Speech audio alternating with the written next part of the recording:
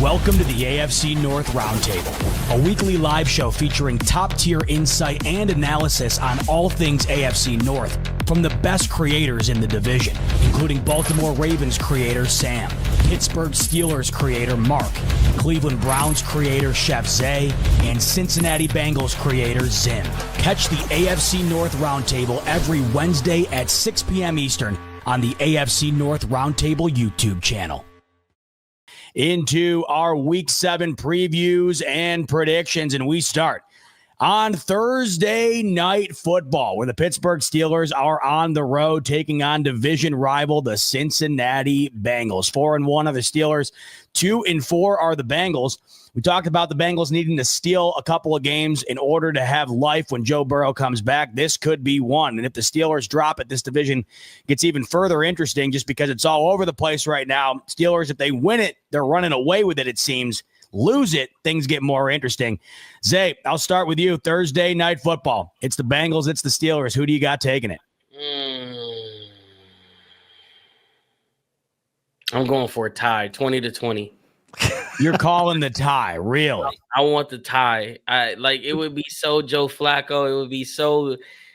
I would love to see Zim off a tie, especially because I am a fan of the white jerseys. The white jerseys are fire, but I don't want to see either team win. I want to see the Bengals continue to be at the bottom with us, and then slowly but surely Pittsburgh's gonna, they're gonna hit that roadblock eventually, and it starts maybe with a tie. So I'm going 20-20 tie, man. 20-20 tie. Zay thinks he's got that 20-20 vision, calling out a tie on Thursday Night Football. Sam, what are you thinking here? It's Bengals, it's Steelers. Prime time. Who's winning and why? Well, you saw me prop up the Pittsburgh Steelers in their win against the Browns, and I was really down on the Cincinnati Bengals against the Packers. So, of course, I'd pick the Pittsburgh Steelers, right? Wrong! It was a swerve. It was a swerve. I love the Bengals in that game. Second half, Joe Flacco, it was amazing. That boy was sitting, Jamar Chase in the seam, double cover, didn't matter. Joe Flacco was looking like a goddamn 20-year-old out there. Give me the freaking Bengals to steal the show in Cincinnati. For sure. For sure, no doubt about it. We got a ball knower in the house. The crumble starts now for the Pittsburgh Steelers. Joe Flacco takes it. Sam has got Joe Flacco beating the only AFC North team he hasn't played for. Mark, what do you got to say about that? What do you got to say about your Steelers taking on the Bengals Thursday night? Before I get into the Steelers and Bengals, like in the matchup and whatever it may be, I don't know what you fellas think about this, but the Thursday Night Football just doesn't go well for any team that is the away team going into the home team. I looked up in Google land, and it says that the AFC North is 2-17 on the road in divisional games. Wow. Now, Mike Tomlin does make up a lot of that. Mike Tomlin and the Steelers are 0-8 in road divisional games on Thursday nights since 19 forever. So this is one of those games where the Steelers, I think, in past history, if you're a betting man, you want to take probably the Bengals with the points. Going into their house, they're all hyped up, they're all ready. And yeah, AFC North Football, I'm not a huge fan of like the Thursday Night Football, like 3 days rest, 4 days rest, but they got to play the games where they may sit. But I do think, though, however, that yes, Joe Flacco can throw the ball around to T. Higgins, to Jamar Chase, get the ball moving, but this defense has a lot more different characters than last year. And also they have a quarterback that I think is a bit more savvy and a bit more, future Hall of Fame ready than Russell Wilson was last year and Aaron Rodgers. So I think the Steelers can win this game based on the defense like last week, Ramsey, TJ Watt, Highsmith, Nick Herbig in rotation. The defense, if they can stop the run, they have a chance. But I think overall our pass rushers can get after Joe Flacco. But the big thing is right now, and what the main advantage is, and the big advantage is Mike Tomlin has never won an away game on a Thursday night ever. He's 0-8. Wow. But I do think it's a bit different in the sense of the defense getting guys like Ramsey, Joe Porter's back, guys are getting healthy in that sense. Yes, we lost Killebrew. He's a special teamer. He'll be out. They'll try and replace him somehow, some way. But Our starting 11, also Nick Herbig is the outside rusher, third bloke on the roster. I think he's going to cause problems to at least be competitive and have a chance to win, and Mike Tomlin hopefully get over that voodoo of 0-8. But overall, the AFC North away is 2-17. Man, that is some crazy stats you just dropped on us. We'll see if that trend continues. Lewis, by the way, coming in with a super chat. He's thinking the Steelers will get a wide receiver 2 potentially by the deadline. What do you think on that, Mark? It's the similar thing as last year. They're really trying to hope, I think, or Calvin Austin's injured at the moment. I think they're trying to hope that. What, sorry? I was saying when you were talking about guys out, he's out for this. Oh, game. yeah. Calvin he's got Austin's ruled out with a shoulder. Yeah. So I think that what they're trying to hope is that the hope him and the idea is trying to get Roman Wilson into the play at the moment, which isn't really happening that much. They're getting Skronik and Scotty Miller. Those guys can block, but they're not really overall possession receivers. But that's why they're going to more the jumbo set, the big tight ends. They're using the running game, using all 3 running backs, and they're playing pretty much trench football and hit a guy as hard as they can in front of them, and then try and mix it up with the play action pass with Rodgers. So they were in the same boat last year, receiver 2, which we went and got Mike Williams. We used him fucking one time for a touchdown to win the game. Never used him again. So I don't even make videos about this anymore. I have a fucking fantasy football name called Ray Gun Receiver 2 because she was the Australian representative for the disco dancing. Like I got over talking receiver number 2. The Steelers just won't do it unless they have to, and if they may be pursuing options. I saw rumors out there getting AJ Brown and trading Highsmith and Frymouth. They're not going to trade two players for one player.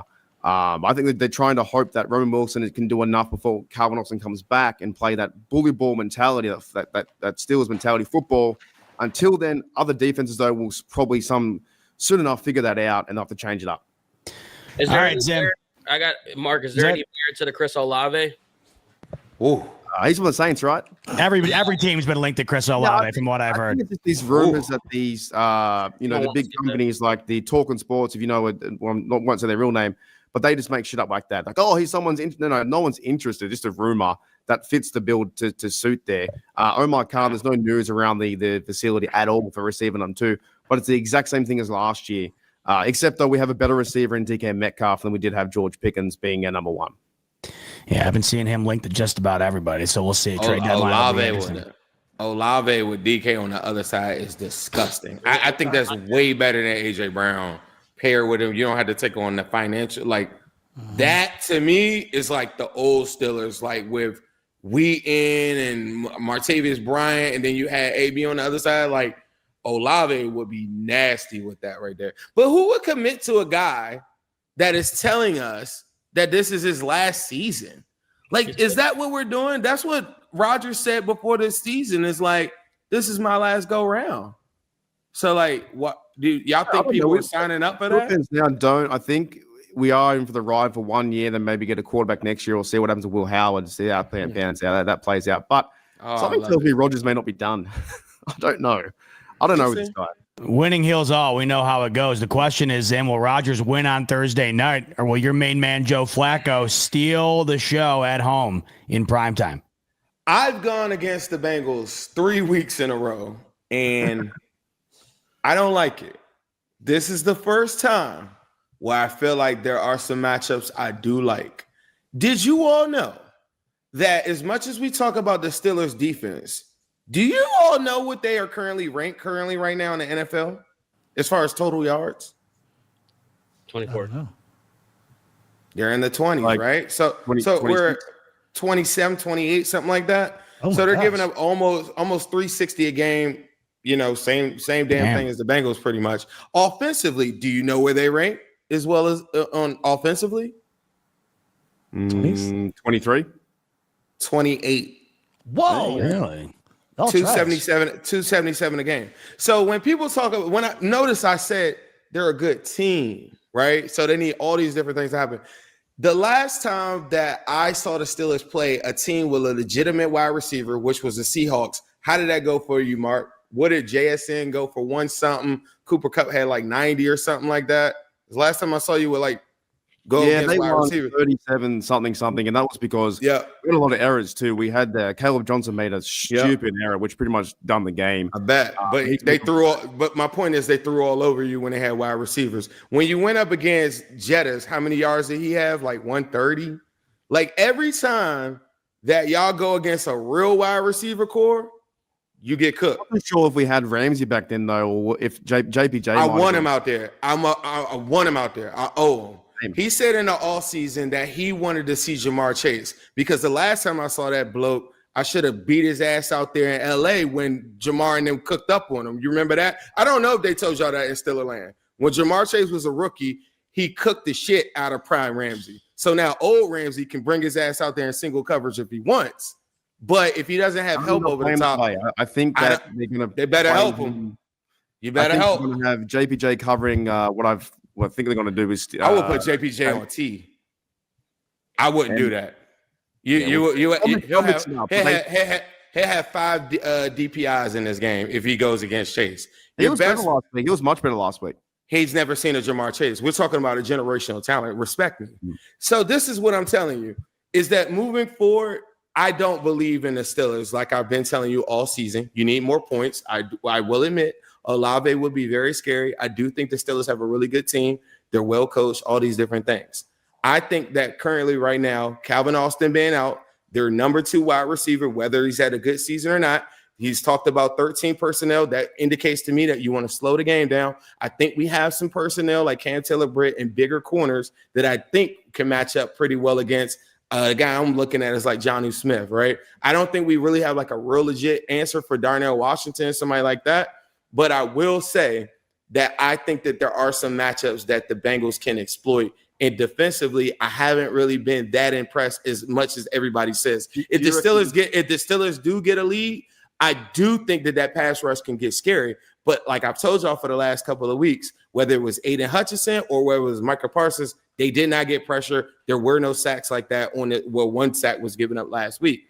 The Bengals offensive line has improved a lot. But the key is to stay ahead of the chains on them, which is harder than, it's easier said than done.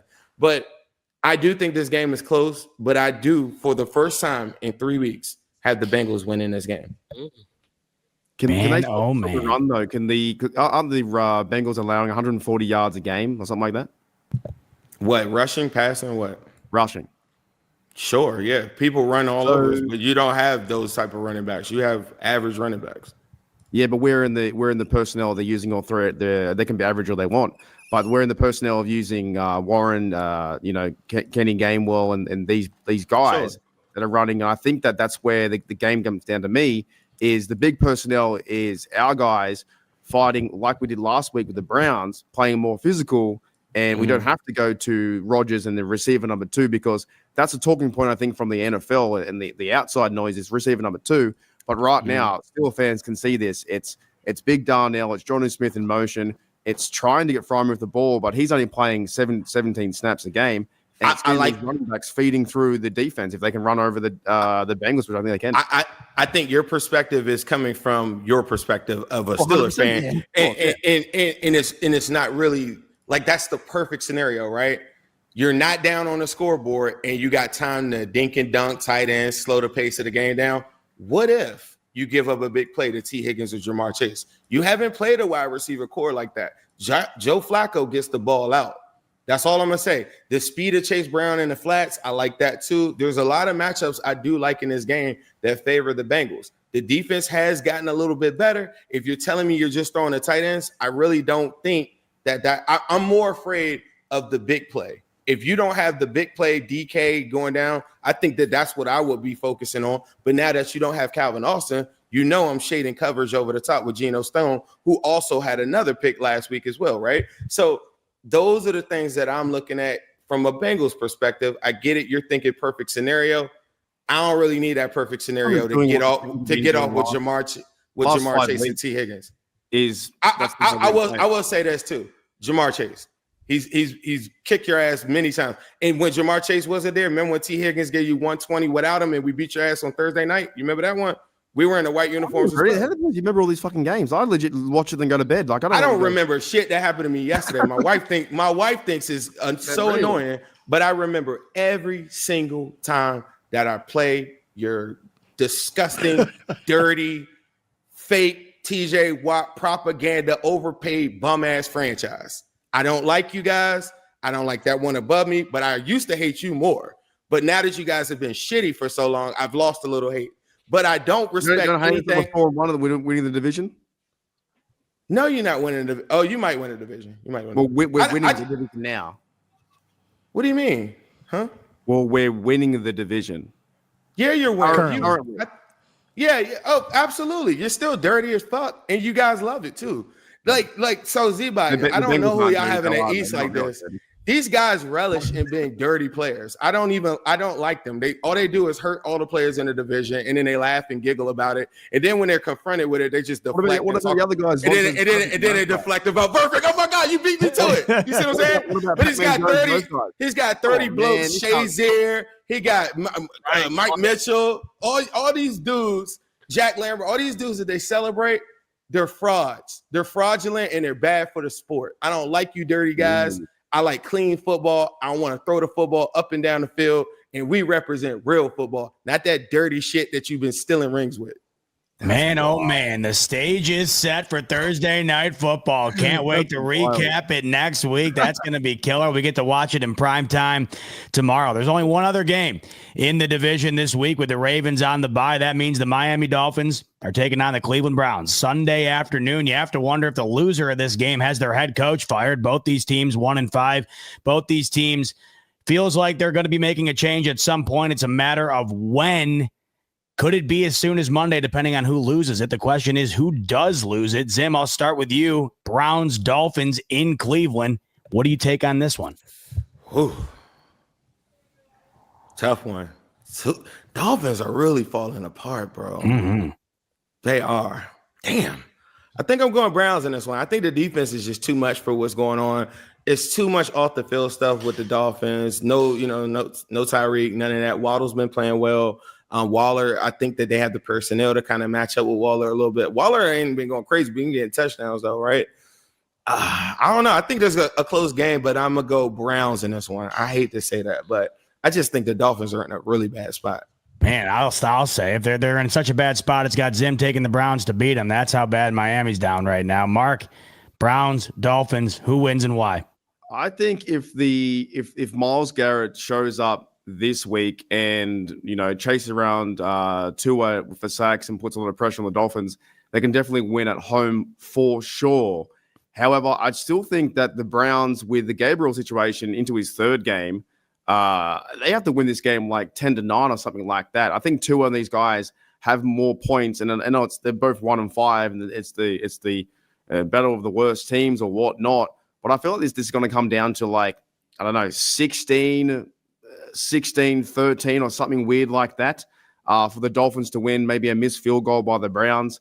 But if the defense comes out and causes havoc on Tua and those fellas, they can't move anything, then Gabriel will sneak away for his first win. But I've got the Dolphins winning this one 16-13. Dolphins taking it in a close one, says Mark. Sam, how about you? I don't think that I like Dylan Gabriel as a QB. I don't trust him. I think that his arm talent is lackluster. I could say the same thing about Tua, honestly. The Browns are at home. I really want to pick the Browns in this one. This feels like if you're a WWE fan, a you're fired match where the loser gets fired for sure. I feel like that's what's going to happen between one of these two coaches. Give me the Dolphins. I think the Dolphins are going to get the job done just to put Zay out of his misery and get Stefanski out of there. I'll pick the Dolphins to win, but it could really go to either team. Both of their arm talent are terrible. Get Shadur in there, and maybe you have a chance to win some football games. Oh, all right, Zay. What do you think here in the Fire Me match? Who's winning and why? I told myself at the beginning of the week, I told myself during the live stream, before the fourth quarter even started, that I can't pick this team to win.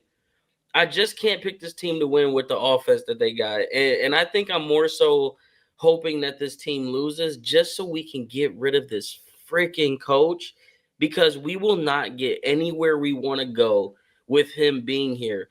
But but I don't want to lose if he doesn't get fired. That's my point. Like, I think we can win this game, but I don't trust in Kevin Stefanski. So I'm going to stick with what I said on my live stream on Sunday. I'm not picking the Browns to win.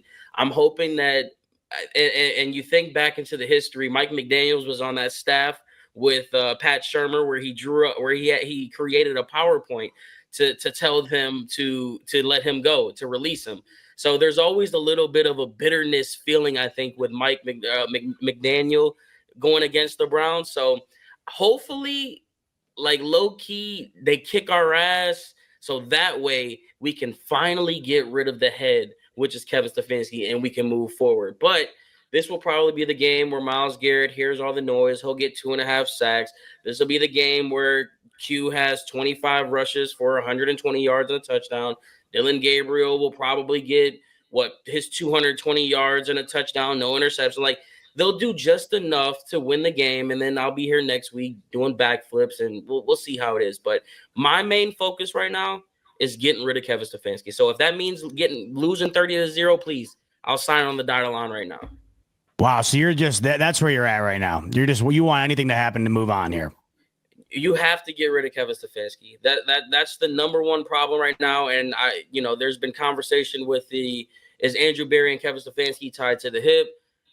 I didn't think they were, but after Mike Tomlin kind of initiated what he did this past week with the comments talking about he doesn't know what Andrew Berry's doing, you think about all of the other history with the picks and not panning out, and the team that he inherited, and what did he contribute to that team. Like, there's a lot of deciding factors moving forward. I don't know if they're a tied package, but I know if this team wants to do anything moving forward, if they want, like, my whole thing is I don't want to see Shedeur with Kevin Stefanski. You guys know I've been ready for Shedeur since the second he's been drafted. I do not want him anywhere near Kevin Stefanski's offense, because if he can't get it right now with Dylan Gabriel, there isn't a chance in hell that he's going to get it right with Shedeur Sanders. So I need the Dolphins to kick our ass this week so we can see Mr. Wrist Up. Speaking of sleeper, let's head on over to Sleeper and build a sleeper picks. Now, we have that game tomorrow, so that's what we're going to focus on. We have that big showdown between the Pittsburgh Steelers and the Cincinnati Bengals. So we'll head on over to Sleeper and let's build a slip for that game. Let's see where you guys are at, what we should do in terms of getting a winner in here on Thursday Night Football. So we'll head on over to here, and I'll start with you, Zim. What's an area we should look at in this game on the Bengals side of things? I think Noah Fant. We got Gesicki goes on IR today, so he's out at least 4 weeks. Tanner Hudson, our other tight end, kind of Gesicki-like tight end, just catching tight end, he's also out with concussion. So Noah Fant, what we got on there? They got anything for that? Yeah, we got Noah Fant at 27.5. Taking it. Love it. Taking it. We got more than 27.5 for Noah Fant. Mark, a prop we should look out for the Steelers. The bloke who's really warming up is big Darnell Washington, 6'8" bloke, but they're starting to use him a lot more in the running game and pass game too. Is there one for a TD though? He hasn't got a TD this year. Is there one for a TD or just yards? Let's take a peek here and see if we got an anytime touchdown for Washington, and we do. We locking that in, Mark? I reckon give it a shot. It's going to happen sooner or later because he's in the red zone. They're going to feed him the ball and try and get him. They went to him 5 times last week. He got 3 catches for 62 yards. He's the biggest bloke on the field, and he falls forward 4 yards. So if they want I don't know what he's paying, but you might be able to take him every single week and try and get your money back, or because he's probably paying quite high. He'll get one eventually. I'd say he has a shot. Love it. We'll add that in. We'll also throw the free pick in, Bo Nix over 0.5 yards. So our slip includes Noah Fant, more than 27.5 yards. We have Darnell Washington getting in the end zone. We have Bo Nix with our free pick, more than 0.5 yard. That's a multiplier of, what do we got here? Not bad. I'm not reading it right. Unless my eyes are blind. It looks like we got a multiplier of a little over 2x there. So not too bad. If you want to tell this pick or create your own, of course, link in the description below for Sleeper. You click that, download the app, create an account, then use the promo code RTS. That'll get you a 100% match up to $100. You can also try out Sleeper right now without even having to make a deposit. As soon as you download the app and create an account, you currently can get a free $20 bet to work with. So they'll immediately give you $20 without making a deposit. You can use that for the upcoming games this week. So check out Sleeper in the link in the description below. Terms and conditions apply. Check out Sleeper's terms of use for details. Currently available in 25 states. Roundtable Sports Network is your one-stop shop for all things NFL, with daily live shows covering all 8 divisions in the league, hosted by the best content creators on the web, all on one network. Catch the AFC East live every Monday at 7 p.m. and on Wednesdays at 6 p.m. The AFC West Roundtable live Tuesdays at 6:30 p.m. The AFC North Roundtable live every Wednesday at 6 p.m. The AFC South Roundtable live Tuesdays at 7 p.m. The NFC East Roundtable live every Tuesday at 6 p.m.